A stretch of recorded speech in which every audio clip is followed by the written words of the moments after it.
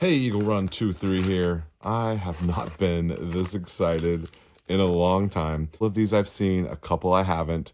Cannot wait to show this to you. This is our next 556 build, and it's really the first time that I've done like my own custom color Cerakote matching situation. And before I show this to you, I need you to know that I am colorblind, okay? So the guy at the Cerakote shop definitely helped me out. I don't know that this was his first choice, but I absolutely love this color combination, and I can't wait to show it to you. Which one should we open first? Let's do the buffer tube, since none of you probably were screaming the buffer tube. Give you a little frustration here. Well, there is the buffer tube. Now this color is called Troy Coyote, and I really like it. What should we do next? Let's do the receiver set.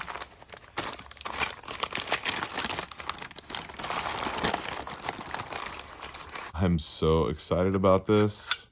So we've got a billeted upper receiver set from Unbranded AR, and a new company that I'm working with. This is the second project that we've worked on, but a couple things I really like about this: the sharp edges and the cutouts here. I don't know that they're calling it lightening, but it would technically lighten, remove a little bit of material here and there, up here in the upper, and then across there. And I just like the detail of that. I think it looks pretty darn good, and I think I really like this color. It's a tan, and you know, I had to do something interesting. So it's not an FDE. It's not any of the main colors that you see. So I'm into it. I really like it. We have 4 items left. Let's move to the stock. Okay, I gotta stop you right there. I just showed you this. That video was filmed a couple days ago, and we've had some revelations. You heard me say in the beginning of this video that I'm colorblind. Now, I'm sure some of you are colorblind. It's not uncommon in men. I still see colors, which is the frustrating part, and I still like colors. There's colors I dislike and colors I like. I'm not completely colorblind. I don't just see black and white and gray. The hard part for me is that I still like colors. So anyway, last night I brought my wife out to show her this because I wanted her opinion, because she helped me pick these colors. But now that it's done, she's like, that is not the colors that I told you to pick. So we have a bit of an issue on our hand. Now, I haven't showed you what the complementary color to this is, but just know right now we're gonna go a different direction, okay? So don't get angry at me right now. Complementary color that was chosen was titanium. Now, I thought I was going with the color that she told me to choose. When I saw these two colors together, I thought, that's kind of cool. That's different. I kind of like it. And I even posted a picture on Twitter, on the community page, and no one said anything about it. So maybe this is okay. In showing this to my wife, she says that I have a warm and a cool color contrast issue that is a major faux pas. Apparently one of these is warm, and I guess this is warm and this is cool, and I shouldn't have jumped out of the bucket of the warm bucket or the cool bucket. I don't know. It's really beyond me. I would run this, and maybe you'll say the same thing, but we're gonna pivot because I have another problem anyway. All right, so here is the titanium handguard. This is from Anderson Manufacturing. They sent it to me to test it out. I really like it, and I'm also kind of digging the shorter handguards with the 16-inch barrels. I kind of like that look right now.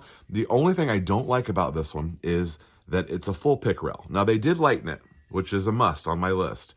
But I could also handle the abbreviated or interrupted pick rail on the top just to take a little bit more weight off. But we're in like the 12-inch range, and so 12 or 13-inch handguard.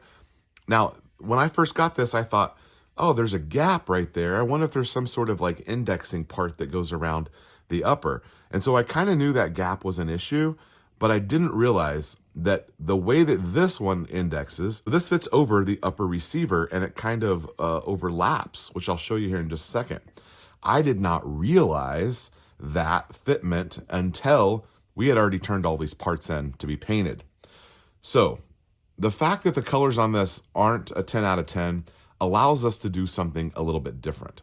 I've already got a different handguard coming in from Unbranded. So what I'm gonna do is I'm just gonna paint that one. I'll pick up another grip, I'll get it painted, and I'll tell you about the colors for this project later.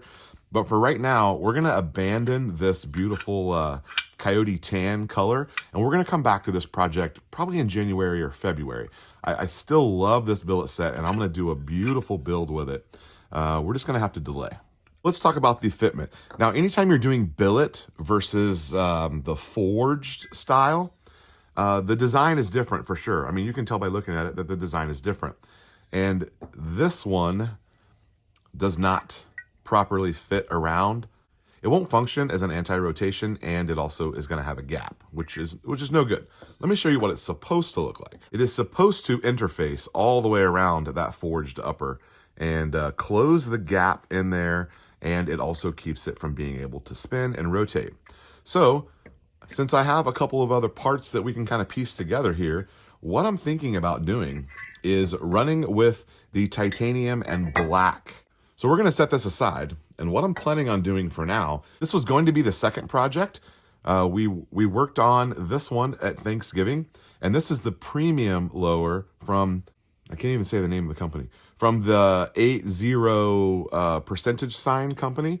This is their premium ambidextrous bolt release. And so I still, it still has the shavings on it. It's not even cleaned up. So what we're gonna do, we're gonna do a black and titanium build. I think it's classic. It's gonna be just fine. I think this will be a good way to go. This will allow us to still use our parts, and it won't slow us down on doing our next build. Now, we were planning on doing a pretty nice barrel combination with this, and I might switch around the barrel that's going on this one versus the barrel that's going on this one. I'll have to tell you about the barrel later. I also have a trigger coming in, a couple of triggers coming in from a company that I can't say yet, but excited about that. I think that this will be fine. I might have him, because this is nitrided and this is black Cerakote, I might have him Cerakote black this so that the sheens match each other, but I don't know if that will bother anyone or if you can really even tell on camera. But anyway, gonna go in this direction. We're gonna save the Coyote tan for the next project. The other handguard that's coming in, we'll just go back and get it Cerakoted. The color on that, you'll have to wait to see. My wife has picked a new color, so we'll see what we can do for that. The fact that every one of my guns was black there for a while, and now we're kind of going in another direction where almost every project we do is going to be Cerakoted or some sort of factory coating that's interesting. Like we got that midnight bronze. I got another midnight bronze thing to show you here coming up. And so anyway, lots going on. I've got to get back to work, but I just wanted to show you guys this, and I had to delete the rest of that video because that color combination just wasn't working. It would have been this titanium and this Coyote tan here. If you're sad, I'm sorry. I really just kind of messed up the handguard and the fitment, and that allows us to make a pivot with the colors. And so no loss, all good, nothing bad here. So we're happy with that. We're gonna roll with it. All right, guys, I gotta get back to work. Eagle Run 2-3. We'll see you next time.